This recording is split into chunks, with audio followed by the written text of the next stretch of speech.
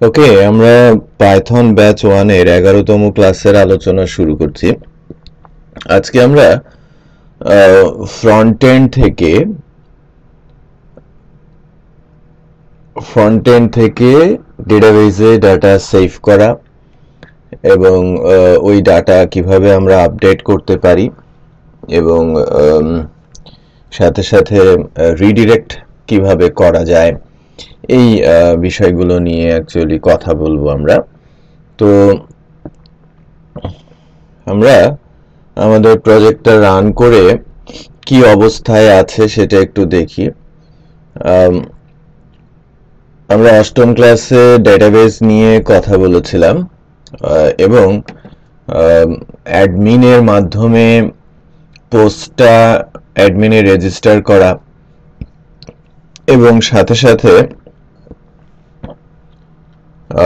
গ্রিডটাকে customise করার এই বিষয়গুলো শিখেছিলাম।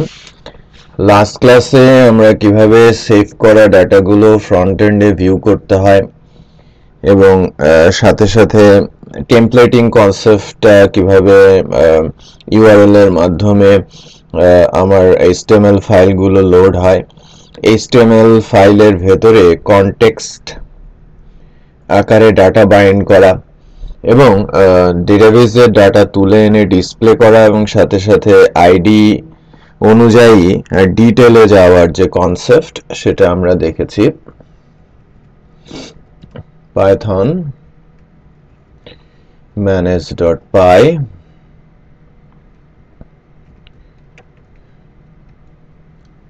run server।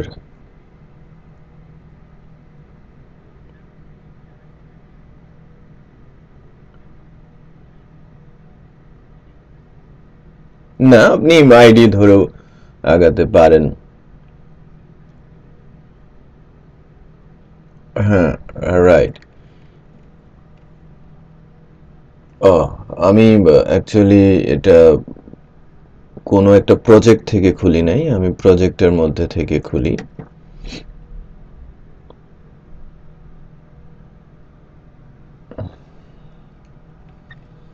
আমি রান সার্ভার করে রানটা করি আমাদের প্রজেক্টটাকে।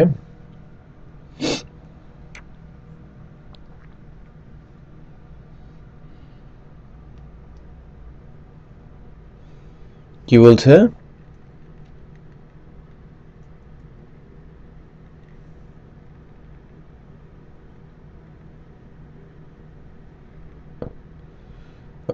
আচ্ছা আচ্ছা আচ্ছা আচ্ছা, সমস্যা নেই।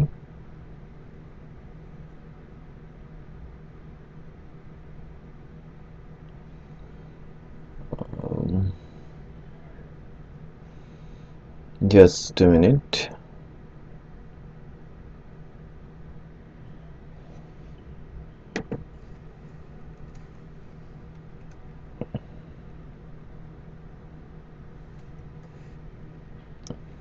এবার কাজ করেছে। আমার ইউআরএল ছিল বাট ফাংশন ছিল না। ওকে, আচ্ছা, আমি এখানে অ্যাকচুয়ালি ওই আমার ইউআরএল এর মধ্যে ক্রিয়েট ইউআরএলটা তৈরি করা ছিল। পোস্ট ক্রিয়েট ফাংশনটা সে চেক করছে যে ভিউস এর মধ্যে আমার যে প্রজেক্টের ভিউ আছে, এই ভিউ এর মধ্যে পোস্ট ক্রিয়েট নামে কোনো ফাংশন সে খুঁজে পায় নাই। দ্যাটস ওয়াই সে এরর দিচ্ছিল।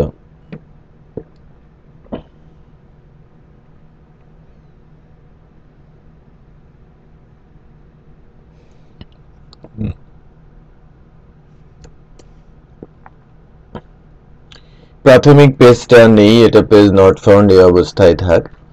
আমরা পোস্ট দিলে যেটা হয় যে আমরা ডাটাগুলো দেখতে পারি, তাই না? তাই তো।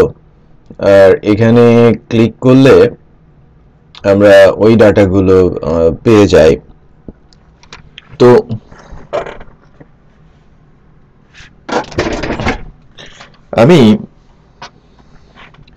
আমি যদি মনে করেন এরকম করি যে এখান থেকে ধরেন আমি যদি ইউআরএল তৈরি করতে চাই, যে এখান থেকে ব্যাক গেলে আমার ইয়েটা পেয়ে যাব, আমার হোম পেজে চলে যাবে। আমি যদি এখানে হোম বলি, হোমে চলে যাবে, তাই না?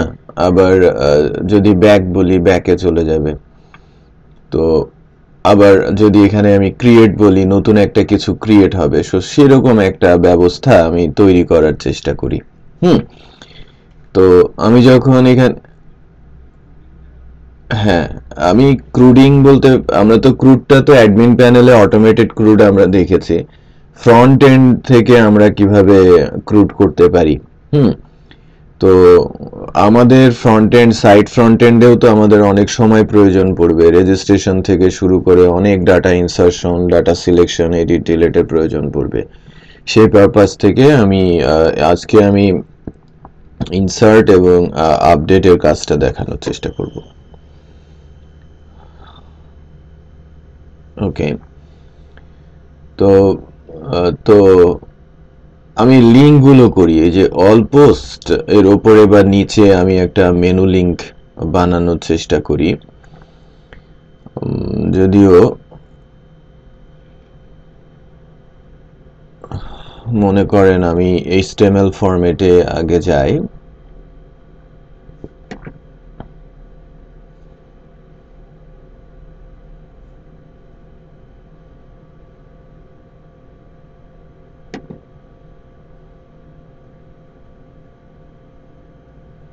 ওকে, সো আমি এখান থেকে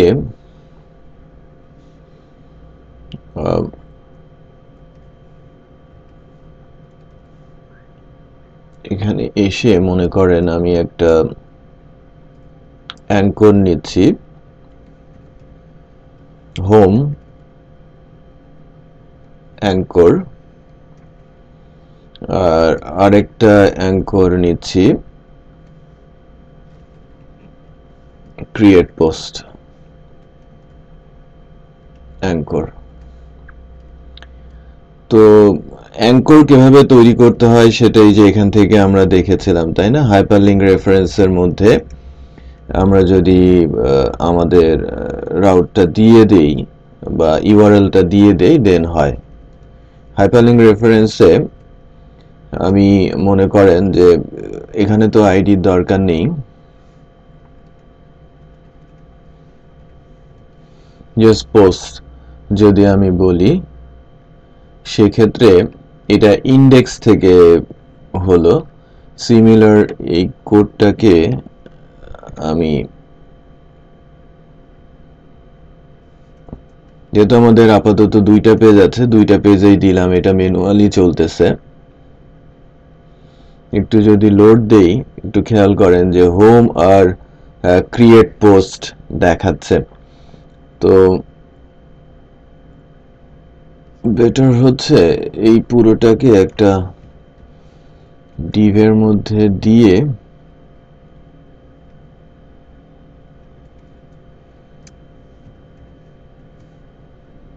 ডিভটাকে অ্যালাইন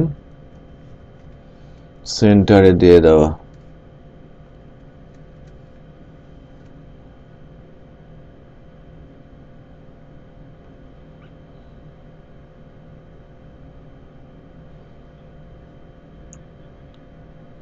ক্লোজিং ট্যাগ হয় নাই,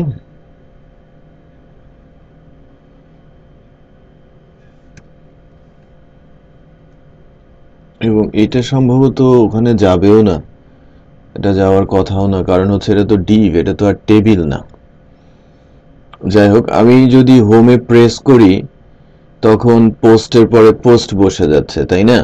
সো বেসিক্যালি এইটা হচ্ছে আমার হচ্ছে কি, আমরা তো নর্মালি পোস্ট দিয়ে চলেই যাই, যদি ব্ল্যাঙ্ক হয় ব্ল্যাঙ্কটাই কিন্তু হোম। দেখেন, কারণ আমি অলরেডি পোস্টের মধ্যে আছি। সো অলরেডি পোস্টের মধ্যে আছি, যখন আমি প্রেস করছি, এটা তো আমার পোস্ট, তাই না? এটা অ্যাকচুয়ালি ক্যাশে চলে গেছে। আমি ফাইলটাকে একটু সেভ করি, এবং এখানেও আমি এটাকে রিমুভ করি।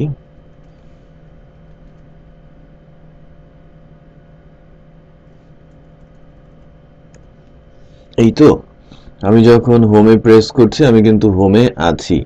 আমি যখন ডিটেলে যাচ্ছি, ডিটেলে এখানে কিন্তু এই যে উপরে যে হোমটা দেখতে পাচ্ছেন, হোমে প্রেস করলে এইটা একটু খেয়াল করেন যে আমি যখন হোমে প্রেস করেছি, এটা ডিটেলে গিয়ে আমাদের ওই ইয়েগুলো একটু পরিবর্তন করতে হবে। ডিটেলে গিয়ে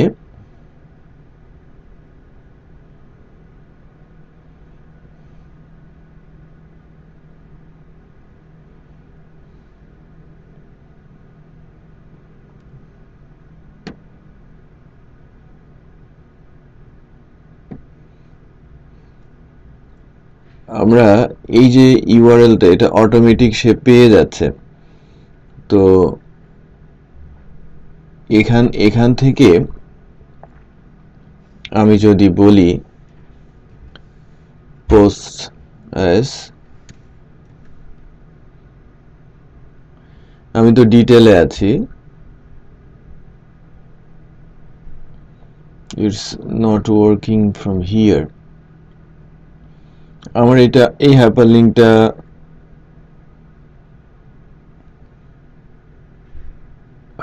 আচ্ছা, এটা তো আমার রুট, আর এটা হচ্ছে আমার ব্ল্যাঙ্ক। তো লেটস চেক, যেহেতু দুইটা ইউআরএল, আমি তো আছি রুটে, আমি হোমে ক্লিক করলে হোমে থাকছি, ইটস কোয়াইট গুড, ঠিক আছে। আমি যখন এখানে যাচ্ছি, এখান থেকে যখন আপনি ডিটেলে যাবেন তখন বেসিক্যালি আপনাকে একটু ডিফারেন্ট স্টাইলে আপনাকে ওই ইউআরএলটা এখান থেকে, যখন আপনি ডিটেল থেকে মনে করেন যে ব্যাকে যাবেন, যে হোমে যাবেন, তখন কিন্তু হ্যাঁ বলেন।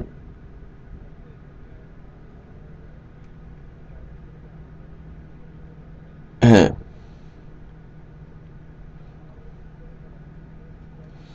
রাইট, ও এই পোস্ট চলে আসে, রাইট।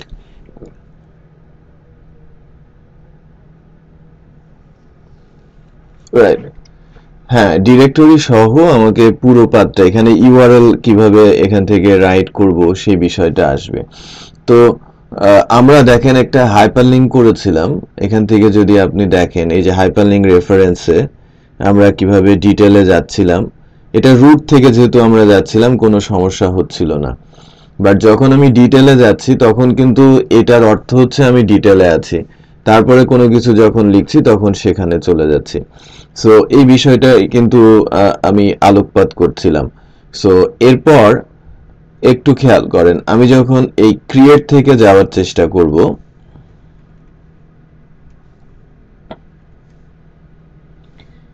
ক্রিয়েট যখন হবে তখন আমাদের ইউআরএলস এ যদি যাই, আমি ইউআরএল এ যদি ক্রিয়েট দিয়ে কেউ হিট করে, আমি চাইবো যে পোস্ট ক্রিয়েট নামে একটা কি হবে, পোস্ট ক্রিয়েট নামে একটা ফাংশন আছে ভিউ এর মধ্যে, সেখানে চলে যাবে। তো আমি আমি কই গেল, শুরুতে যদি জাস্ট ক্রিয়েট বলি এবং এখানে যখন আমি হিট করব,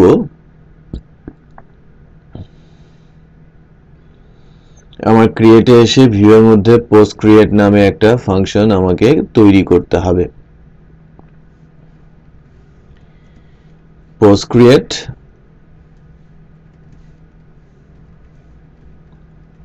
রিকোয়েস্ট, এরপর আমাকে তো বেসিক্যালি যেটা করতে হবে সেটা হচ্ছে যে আমাকে একটা ফর্ম এখানে নিয়ে আসতে হবে, তাই না? হ্যাঁ, আমাকে একটা ফর্ম এখানে নিয়ে আসতে হবে। সো এই ফর্মটা যাওয়ার আগে আমাকে বেশ কিছু স্টেপ অ্যাকচুয়ালি আমাকে ফলো করতে করতে যেতে হবে। যখন আমি একটা ফর্ম নিব এবং ফর্মের এগেনস্টে অ্যাকশন করব, ডাটাবেজে যাবে, তো সেক্ষেত্রে বেশ কিছু বিষয় আমরা নিয়ে আসবো। বাট আপাতত যদি আমরা দেখি যে এটা তো আমরা রিটার্ন রেন্ডার করছি, রিটার্ন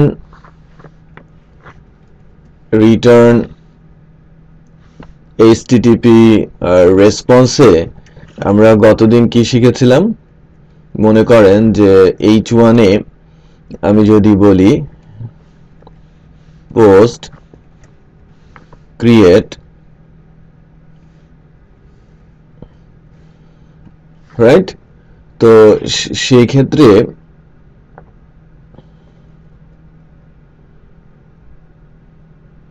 এই পোস্ট ক্রিয়েটে যখন আমি যাচ্ছি তখন আমার কিন্তু পোস্ট ক্রিয়েটটা আসছে, তাই কি না? আচ্ছা, তো এটা তো এভাবে আমাকে করলে হবে না, বা এখানেও আমি HTML দিয়ে সুন্দর ফর্ম ক্রিয়েট করতে পারবো না। তো বেসিক্যালি আমি শুরুতেই যখন আমি ফর্মের মাধ্যমে ডেটাবেজে ডাটা সেভ করতে যাব, এর জন্য আমাকে ফর্মসের একটা পাই ফাইল তৈরি করতে হবে। সো আমি যেটা করব সেটা হচ্ছে যে পোস্টের মধ্যে গিয়ে নিউ থেকে একটা পাই ফাইল তৈরি করি, forms.py, এবং এখানে আমি ফর্মস যে ক্লাসটা আছে সেটা একটু ডিফাইন করি। ফর্ম Django ইম্পোর্ট করবে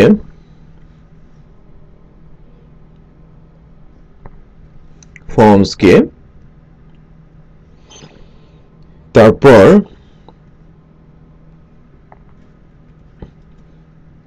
ফর্ম মডেলস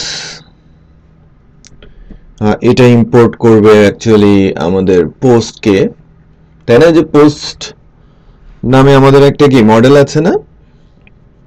আচ্ছা, ওই মডেলেই তো আমাদের টেবিলের ফিল্ড টিল গুলো বানানো আছে, তাই কি না? সো আমি একটা ক্লাস বানাচ্ছি, সেটা হচ্ছে পোস্ট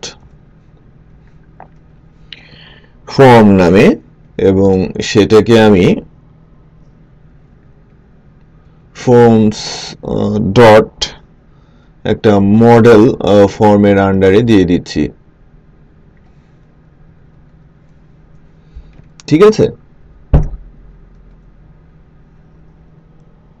দেন একটা ক্লাস নেই মেটা নামে, এটা হচ্ছে মডেল ফর্মটার অর্থ হচ্ছে যে এই যে একটা মডেল, খেয়াল করেছেন? আমার এই ফর্মটাকে এই মডেলের সাথে বাইন্ড করে দেবে। আচ্ছা, ক্লাস একটা মেটা ক্লাস আমি নিচ্ছি,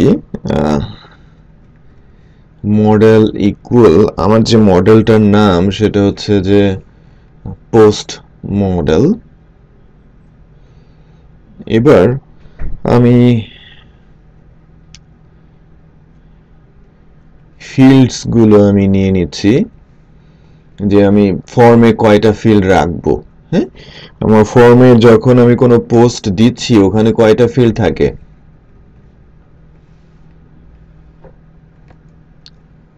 না, আমি ইনফরমেশন তো যে ক্রিয়েটেড আপডেটেড ওটা তো ডেটাবেস থেকেই আসবে, আইডিটা অটোমেটিক জেনারেট হবে। আমরা নরমালি যখন পোস্ট অ্যাডমিন থেকে সেভ করেছি টাইটেল আর কন্টেন্ট, তাই না? ওইটাই বলছি।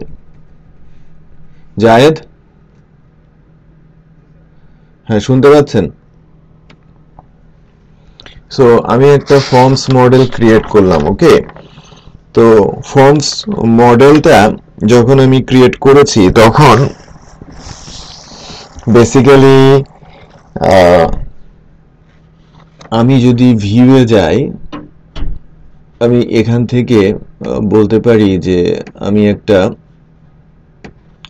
HTML কে রেন্ডার করব। ধরেন আমি যে রেন্ডারটা করব, HTML রেন্ডারটা, পেজটার নাম দিচ্ছি পোস্ট ফর্ম আন্ডারস্কোর ফর্ম, আর এখানে একটা কনটেক্সট আমাকে দিতে হবে। কনটেক্সটটা হচ্ছে যে আমি ফর্মটা এর মধ্যে পুশ করব। ফর্মটা অটো জেনারেট হবে। ফর্মটা কোথা থেকে আসে? ফর্মটা মূলত আসবে হ্যাঁ পোস্ট ফর্ম থেকে, বাট এটা আমি এখান থেকে পেলাম না। একটু খেয়াল করেন, আমি পোস্ট ফর্মটা কিন্তু পাচ্ছি না। সো না পাওয়ার পেছনে কারণ হচ্ছে আমি এখানে এটাকে হ্যাঁ আমি এটাকে ইম্পোর্ট করি নাই অ্যাকচুয়ালি।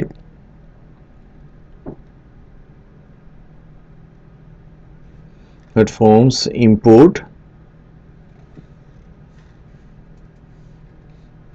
post forms, এটা আমি ইম্পোর্ট করলাম। যখন আমি এখানে ইম্পোর্ট করেছি তখন আমি পোস্ট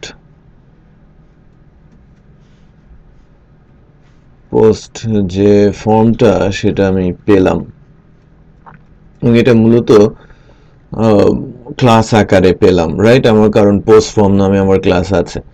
সো যেটা বেসিক্যালি হলো যে আমি প্রথমে এই ফর্মটাকে পোস্ট ফর্ম ক্লাস থেকে নিয়ে নিলাম, যেটা আমি কিছুক্ষণ আগে এখান থেকে পেয়েছি, এই পোস্ট ফর্ম থেকে তৈরি করলাম, এবং এটা আমি একটা ভেরিয়েবলে রাখলাম। এই ভেরিয়েবলটা কনটেক্সট ফর্মের ভেতরে দিলাম, কনটেক্সটটা আমি পোস্ট ফর্মে পুশ করছি।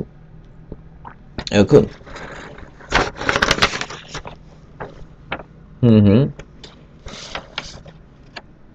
কনভেনশনাল, হ্যাঁ কনভেনশনাল কিছু নেম আছে, এটা ফলো করতে হয়। আপনি ডিফারেন্ট নাম দিলেও সেটা কাজ করবে। অ্যাকচুয়ালি সেগুলো সব ডিকশনারি আকারেই থাকবে, এবং এই জায়গায় এগুলোকে কনটেক্সট হিসেবেই, মানে মূল নেমটাই কিন্তু কনটেক্সট। আমি ওটা যাই দিই না কেন আমি তাকেই কনটেক্সট বলতে পারি। ওকে, তাহলে আমি একটা পোস্ট ফর্ম নামে একটা HTML তৈরি করি, রাইট? টেমপ্লেটের ভেতরে পোস্ট ফর্ম নামে আমি একটা HTML ক্রিয়েট করছি। ডট HTML ক্রিয়েট করছি। এখন এই যে HTMLটা, যে পোস্ট ফর্ম HTMLটা জেনারেট হলো, এটা তো ব্ল্যাঙ্ক, তাই না? তো আমি যদি এখানে যাই এবং এখন ক্রিয়েট করি, পেজ কিন্তু আসছে, রাইট? এবং আমি যদি মনে করেন যে এই ইন্ডেক্সে যা আছে কপি করে আমি পোস্ট ফর্মের ভেতরে পেস্ট করি, টাইটেলটাকে আমি যদি বলি যে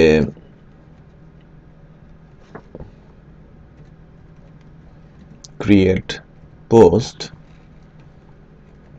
এবং এখানকার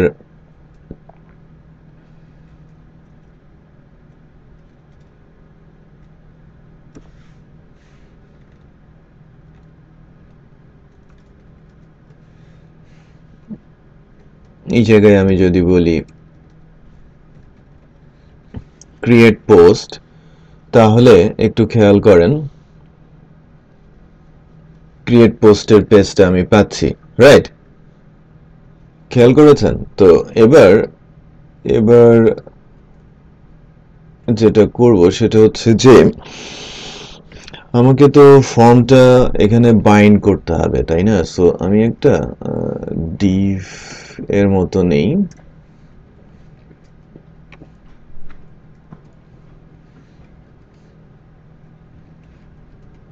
হ্যাঁ HTML এডিটরটা আর কি ইউজ করাটা ভালো। তো আমি দেখেন আমি এখানে ফর্মটাকে কিন্তু বাইন্ড করব, form dot SP, right? So আমার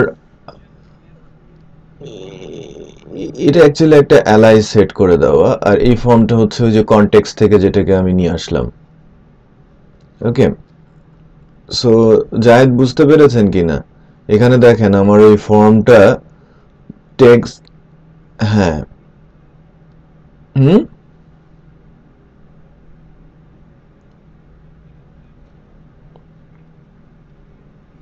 হুম হুম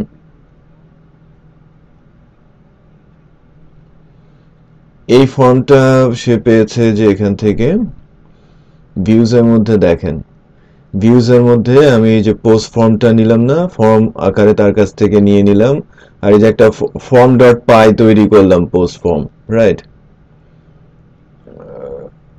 হ্যাঁ, ভিউতে দেখেন,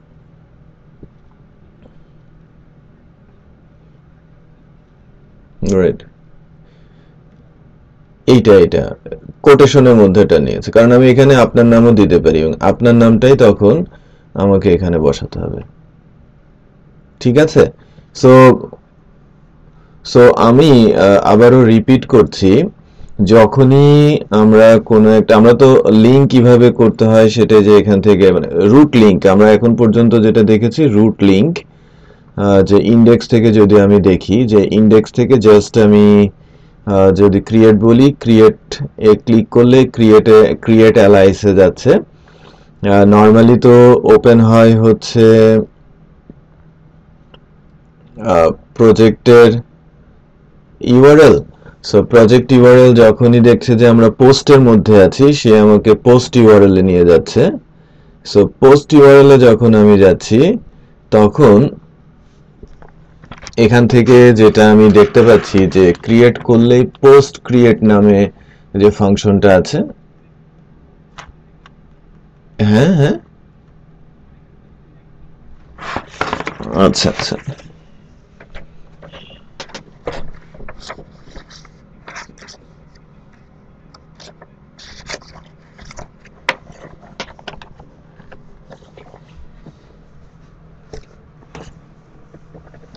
হুম হুম, রাইট।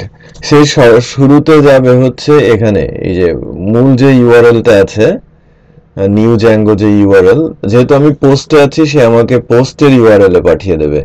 সো পোস্টের ইউআরএল, হ্যাঁ পোস্টের ইউআরএল ক্রিয়েট থেকে আমি পোস্ট ক্রিয়েটে যাব, আর ভিউ এর মধ্যে, হ্যাঁ, হুম হুম, আচ্ছা এই পোস্ট ক্রিয়েটটা,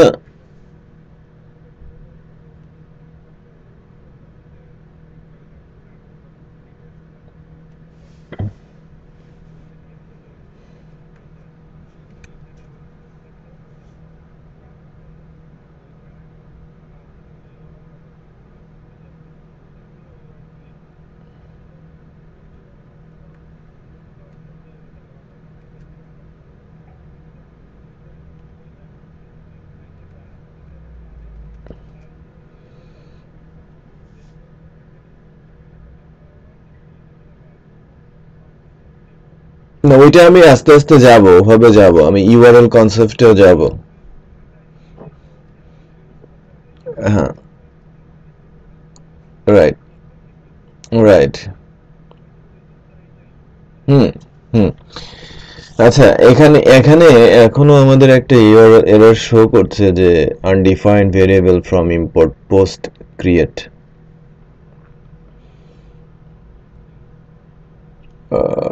এটা তো আমরা অলরেডি এখানে ডিফাইন করেছি,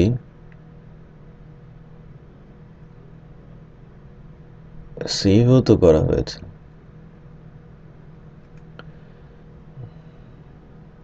হুম হুম, হ্যাঁ এবার চলে গেছে, নাইস। সো রাইট, এই যে দেখেন আমরা আমরা এখন হোমে এবং ক্রিয়েটে বললে আমরা ক্রিয়েটে যেতে পারছি, মানে আমরা তো এই ফর্ম পর্যন্ত আনতে পারবো, রাইট? তো আমি এই ফর্মের উপরে কিছুটা কাজ করি, দেন আমি আপনাদের প্র্যাকটিস টাইম দিচ্ছি। ফর্মের, দেখেন আমাদের ফর্মের কিন্তু বাটন নেই, হ্যাঁ, ফর্মের অ্যাকশন ট্যাকশন কোনো কিছু নাই। তো আমি এই পুরো বিষয়টাকে ফর্ম নামে একটা ট্যাগের আন্ডারে নিয়ে নিব HTML ট্যাগ।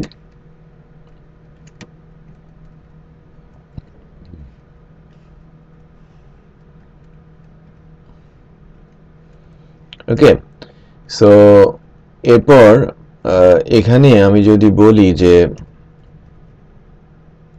ইনপুট টাইপ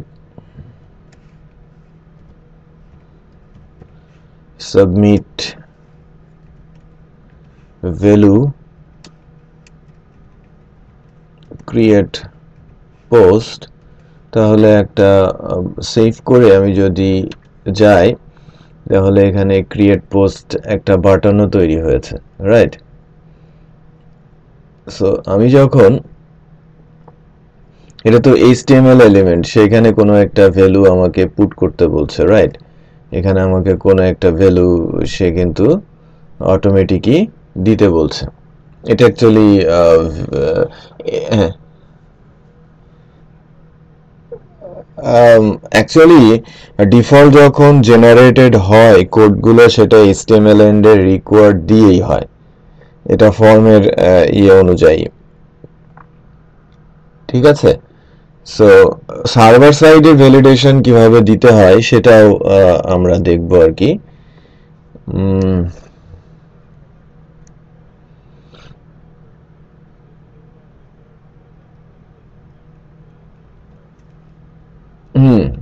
সেটাও দেখেন, আমি যদি এখানে যাই ওই বিষয়টা আমি দেখবো, এটা ফিক্স করে দিব। হ্যাঁ, ওইটাতে যখন জেনারেটেড হয়ে আসে কোড, একটু খেয়াল করেন এখানেও কিন্তু যে ওই HTML এন্ডের যে ভ্যালিডেশন সেটা কিন্তু সে ধরছে, বিকজ এখান থেকে যদি আপনি পেজের সোর্স দেখেন, এখানে যে বিষয়টা হয়েছে ফর্মের,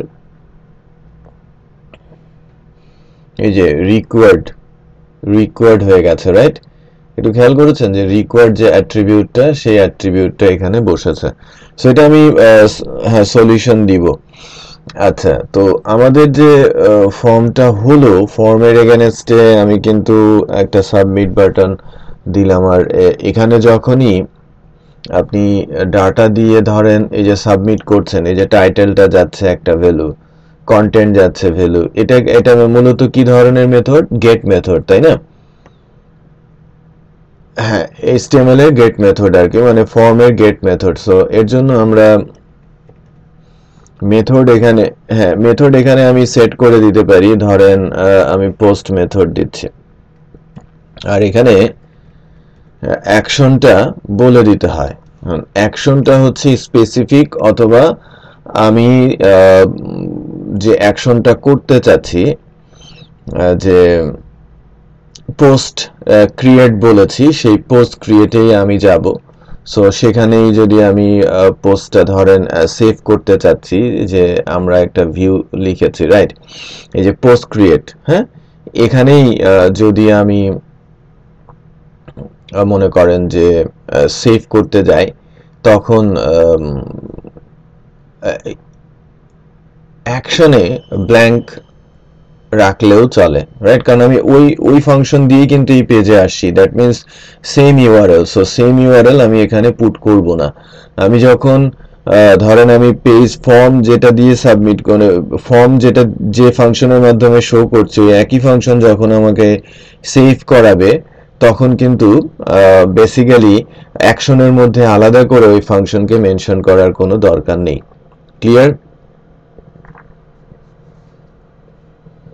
আবার একটু বলছি, দেখেন আমার এই পোস্ট ক্রিয়েট যে ফাংশনটা, এই পোস্ট ক্রিয়েট ফাংশনটাই মূলত আবার ডাটা সেভ করার কাজে ইউজ হবে।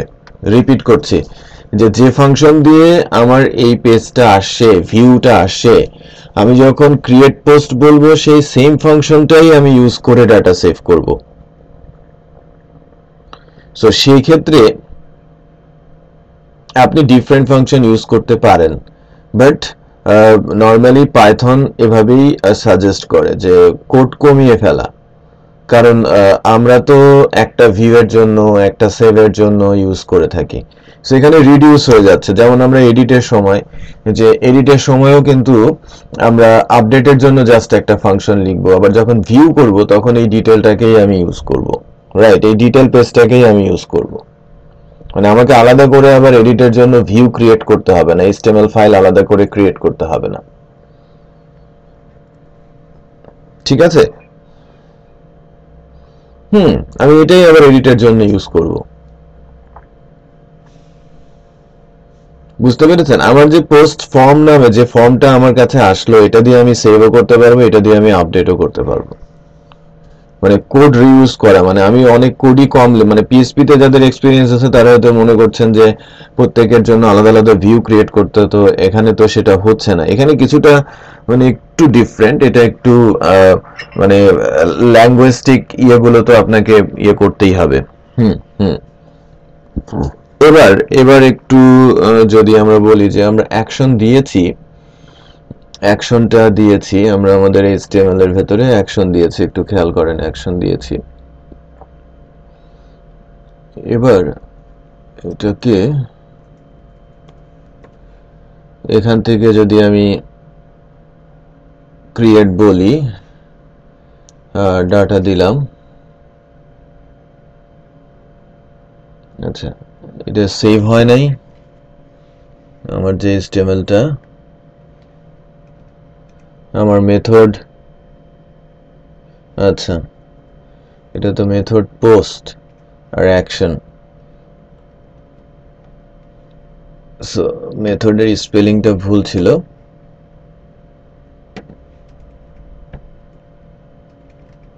দেখেন যখন আমি রিকোয়েস্ট ক্লিক করেছি, সো তখন আমাকে বলছে CSRF ভ্যালিডেশন ফেইলড।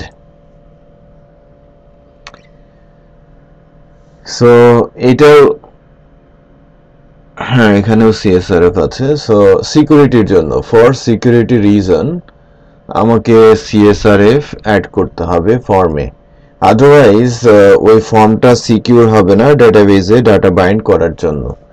তো CSRF হচ্ছে একটা একটা CSRF টোকেন মিনস একটা জেনারেটেড কোড, যেটা প্রত্যেকটা ফর্ম যখন জেনারেট হবে, ফর্মটা যখন আসবেন তখন ওই কোডটা জেনারেট হয়ে, মনে করেন এই যে এখানে আমার যে ফর্মটা জেনারেট হয়েছে, যে ফর্মটা তৈরি হয়ে আসলো, এই ফর্মের পেছনে একটা জেনারেটেড কোড থাকবে, এবং যখন আমি সাবমিট করব এটা ওই জেনারেটেড কোড, যেটা বলতে পারেন যে ফ্রেমওয়ার্কের মধ্যে আছে, তার সঙ্গে যখন মিলবে তখন সেটা ডেটাবেসের দিকে নিয়ে যাবে, আদারওয়াইজ সে নেবে না।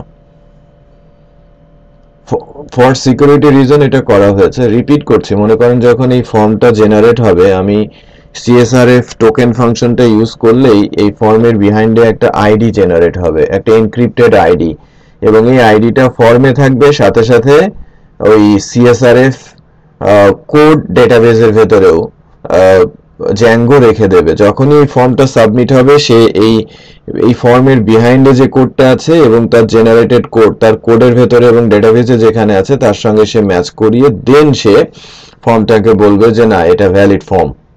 ওকে,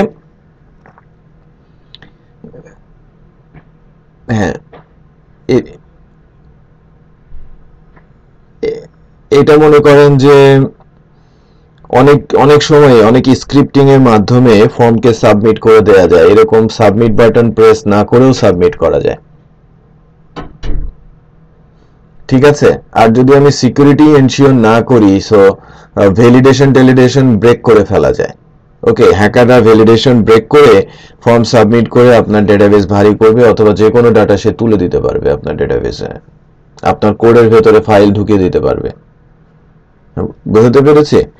সো ম্যাক্সিমাম হ্যাকিং এ হয়ে থাকে ফর্মের মাধ্যমে, যে আপনাকে প্রথমে ধরেন যে বিভিন্ন ধরনের আপলোড ফাইল সিস্টেম আছে না, ওর মাধ্যমে, আবার বিভিন্ন ধরনের এডিটর আছে, একটু খেয়াল করবেন ওই এডিটর একটা সাইটে ইউজ করাটা খুব রিস্কি, কারণ হ্যাকাররা ওই এডিটরের সাহায্য নিয়েই সে যেটা করে সেটা হচ্ছে যে আপনার কোডে ফাইল সিস্টেমের মধ্যে কোনো একটা ফাইল তুলে দেবে, দেন ওইটাই মূলত অ্যাকচুয়ালি ভাইরাস ফাইল, সে আপনার পুরো সার্ভারের ইনফরমেশন তার কাছে পাঠিয়ে দেবে, তারপরে সে হ্যাক করে বসবে। সো অনেক ইস্যু রয়েছে।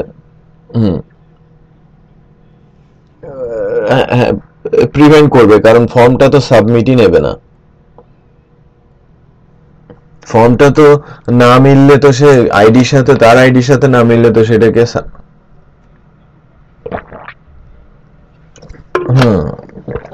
এটা অ্যাকচুয়ালি ক্রিয়েট আপডেট মানে ফর্ম পোস্টিং এর ক্ষেত্রেই এটা কাজ করবে। সো আমি সিএসআরএফটা ইমপ্লিমেন্ট করি। সিএসআরএফটা মূলত আপনি যেটা করতে পারেন, এই যে ফর্ম যেখানে ওপেন হয়েছে এখানেই আপনি দিয়ে দিতে পারেন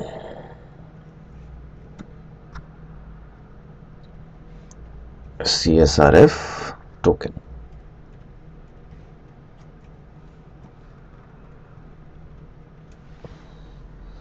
CSRF টোকেন আমি যদি প্রথমভাবে আমি পেজ কিন্তু লোড দেই নাই, হ্যাঁ, পেজ লোড দিলেই তো এটা আসবে। এবার দেখেন এখানে কিন্তু CSRF টোকেন নেই, আর যেহেতু আমি ফর্মের এই কোডে CSRF টোকেন এই মাত্র অ্যাড করলাম, এই ফাংশনটা আমি অ্যাড করেছি, এবার আমি পেজটাকে লোড দেই, নতুন করে আসুক। এইবার ভিউ সোর্স করি, এই যে দেখেন CSRF মিডলওয়্যার টোকেন একটা কোড জেনারেট করে দিয়েছে, খেয়াল করেছেন? এবং ইনপুটের টাইপটা হচ্ছে হিডেন। সো আমরা এই টোকেনটা এখানে কিন্তু দিলাম, তার মানে এখন যদি আমি, যেহেতু আমার CSRF টোকেন আছে, আমি যদি সাবমিট করি,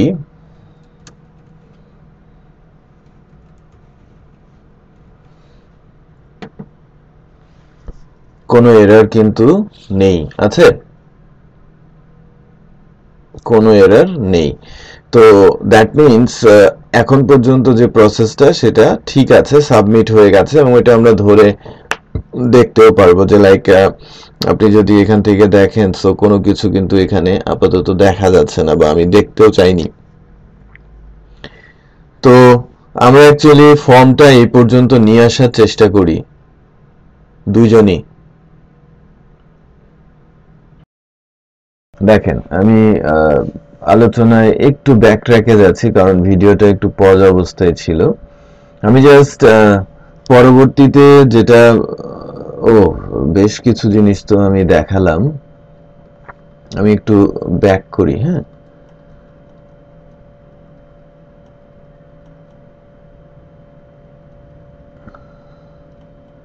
এই জিনিসগুলো আমি করছিলাম, যে জাস্ট একটা রিক্যাপ। শুরুতে আমরা যখন ফর্মটা সাবমিট করছি, আমরা এখানে চেক করলাম যে যদি রিকোয়েস্টটা পোস্ট হয় তাহলে পোস্টের ডাটাগুলো আমরা পাবো। সো এখান থেকে যদি আমরা বলি যে দেখেন আমি যদি আমার ফর্ম থেকে কোনো কিছু পোস্ট দেই, তখন মূলত আমার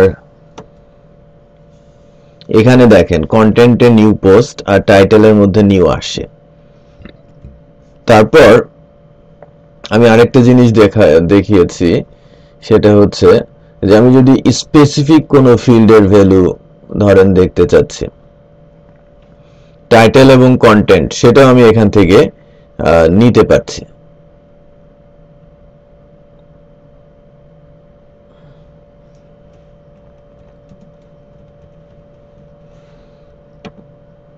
সো এখানে গিয়ে আমরা যে হ্যালো এবং হ্যালো কন্টেন্ট আমরা আলাদা আলাদা করেও দেখতে পাচ্ছি। এবং এরপরে আমি আরেকটা জিনিস যেটা বলেছিলাম, যে আমি ঠিক এই কনসেপ্টে ডাটা ইনসার্ট করেও দিতে পারি, বাট এটা অত্যন্ত লেন্দি একটা প্রসেস, এবং লেন্দি প্রসেসের সাথে সাথে ভ্যালিডেশনটা এখানে হচ্ছে না ফর্ম ফিল্ডের। সার্ভার সাইড ভ্যালিডেশন বা ফর্ম ভ্যালিডেশন বলতে আমরা যেটা বোঝাই, আর যদি ফর্মের ফিল্ড বেশি হয় তাহলে ক্লামজি কোড তৈরি হয়। তো এই পদ্ধতিতে না গিয়ে আমরা নর্মালি ধরেন এই যে কোডটা কিভাবে লেখা হতে পারে তার একটা কনসেপ্ট আমি দিয়েছিলাম। তারপর আমরা যেটা করছি সেটা হচ্ছে যে আমরা নর্মালি ফর্ম ভ্যালিডেশনের জন্য যেটা করব, যে পোস্ট ফর্মের এগেনস্টে আমি ফুল রিকোয়েস্ট ডট পোস্টকে দিব অথবা নান ভ্যালু দিব, তারপরে আমি কন্ডিশনের মাধ্যমে চেক করব ফর্মের ইজ ভ্যালিড, এটা হচ্ছে বিল্ট ইন ফাংশন। এটা যদি ভ্যালিডেশনটা হয় তাহলেই আমি ইফের মধ্যে ঢুকবো এবং আমি একটা সেভের ইনস্ট্যান্স তৈরি করব এবং ওই ইনস্ট্যান্সের মাধ্যমে আমি ডাটাটা সেভ করে দিব। আমরা এই পর্যন্ত আসছি আর কি এখন পর্যন্ত। তো এবার আমরা যদি চেক করি যে ইনস্ট্যান্স আছে, আমি যদি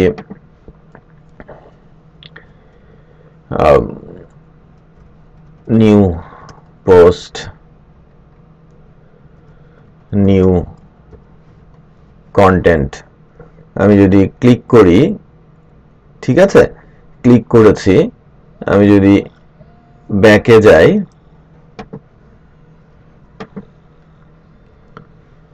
জাস্ট এ মিনিট, হ্যাঁ হ্যালো হ্যালো, হ্যাঁ আমরা একটু চেক করে দেখি যে আমাদের এই পোস্টের ডাটাটা আসছে কিনা। এই যে দেখেন নিউ পোস্টটা কিন্তু আমরা পাচ্ছি, তাই না? সো আমি যদি আবারও যাই,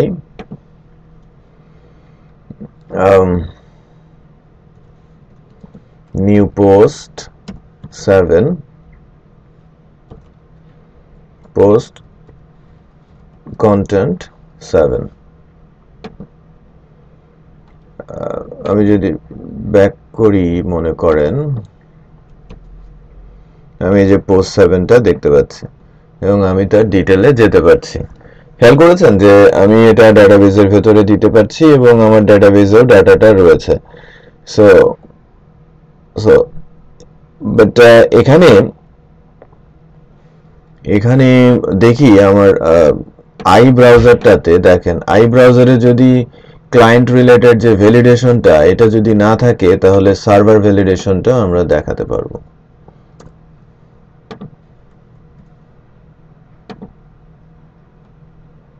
যে সার্ভার সাইড ভ্যালিডেশনটা আমরা ইমপ্লিমেন্ট করেছি।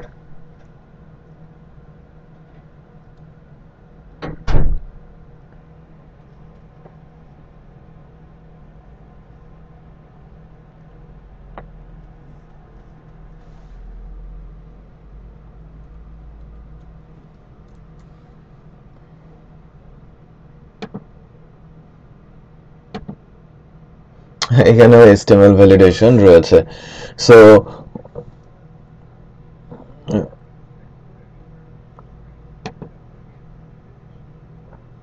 আচ্ছা, আমি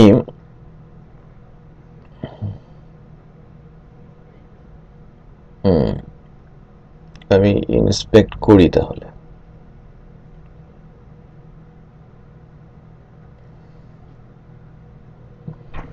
ইন্সপেক্ট করে আমাদের যে ফিল্ডগুলো রয়েছে এখান থেকে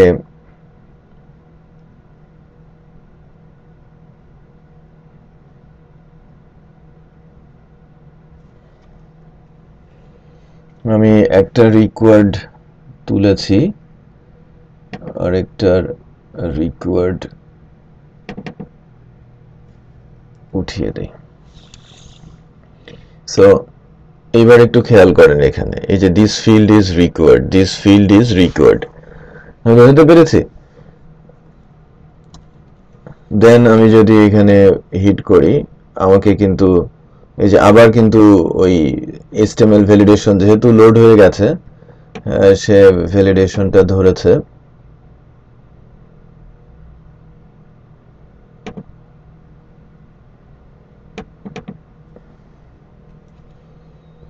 এবার যদি এখান থেকে হিট করি, এই যে দিস ফিল্ড ইজ রিকোয়ার্ড, এটাতে ভ্যালু আছে, দ্বিতীয়টাতে ভ্যালু নেই। খেয়াল করেছেন?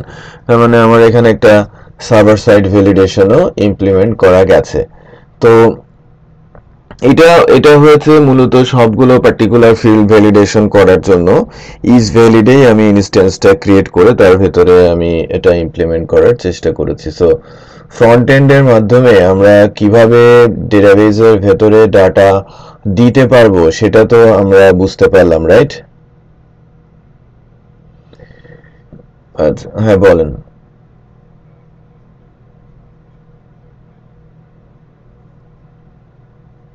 আচ্ছা, কোডটা কি দিতে লাগবে আপনাদের? আচ্ছা, আমি তাহলে কোড আর ভিডিওটা জিপ করে একটা ফোল্ডার করে আপনাদের ওই ড্রপ বক্সে দিয়ে দিচ্ছি। ওকে।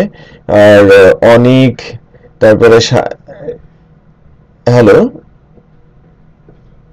অনিক আর বাকিদেরকে বলে দিন ওরা যেন এটা নিয়ে প্র্যাকটিস করে আপ টু ডেট থাকে, ঠিক আছে, নেক্সট উইক পর্যন্ত। তাহলে আমাদের কিন্তু আপডেট, ডিলেট, ইউআরএল রাউটিং এবং আপনারা যে বিষয়টা বললেন রিকোয়ার্ড, আমরা যেন ক্লাসিফাইড রিকোয়ার্ড করতে পারি, এসটিএমএল রিকোয়ার্ড গুলো তুলতে পারি, এই বিষয়গুলো নিয়ে কথা বলবো, ঠিক আছে? ওকে, নেক্সট ক্লাস ফ্রাইডে। হ্যাঁ, আল্লাহ হাফেজ। ওয়ালাইকুম আসসালাম।